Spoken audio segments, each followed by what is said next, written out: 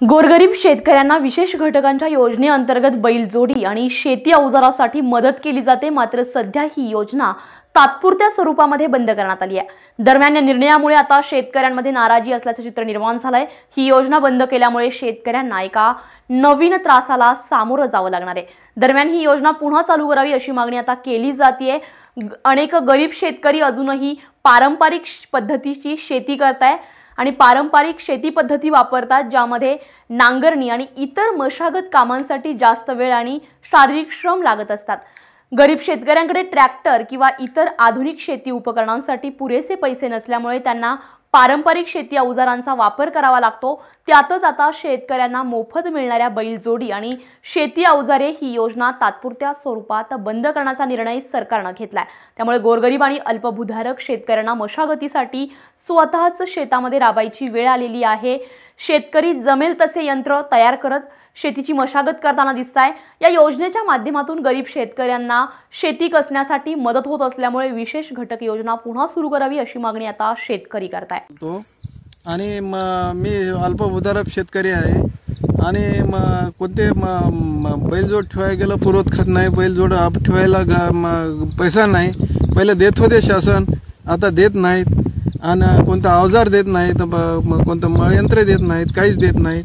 आणि दुसरा बैलजोड घेऊन सनी मशागती करावं लागू लागले आम्हाला। मशागती करायचं झालं तर जवळपास 4,000 बैलाला देऊन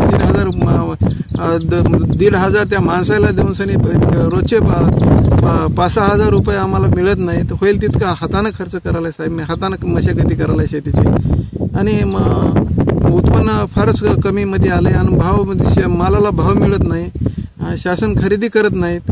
हे फार शेतकऱ्याला फारच आम्हाला फार अवघड झाले।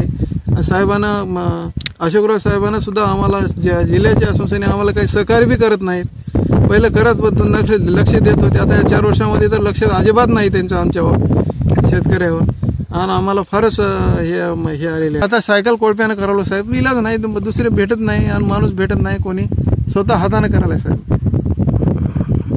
त्या शासन देत होता, आम्ही पाठीत होत्या कृषी ऑफिसला देत होते, कृषी सहाय्यक येत नाहीत। कृषी सहाय्यक आम्हाला कोणते कृषी सहाय्यक ते ओळख सुद्धा नाही आणि कृषी ऑफिसला गेलं तर काही त्यांना माहिती पण सांगणार नाही, सांगणार बी झाले शेतकऱ्याला। कधी गेला शेतकरी तर तुमच्याकरता शेतकऱ्याकरता असे आहेत तुमच्याकरता योजना म्हणून ते पण आम्हाला कळत बी नाहीत।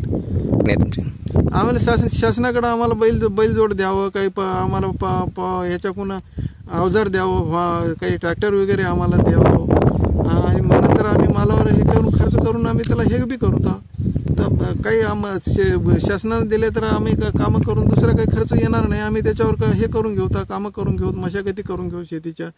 शासनानं आम्हाला द्यावं आमची इच्छा आहे, शासनाला विनंती आहे आमची।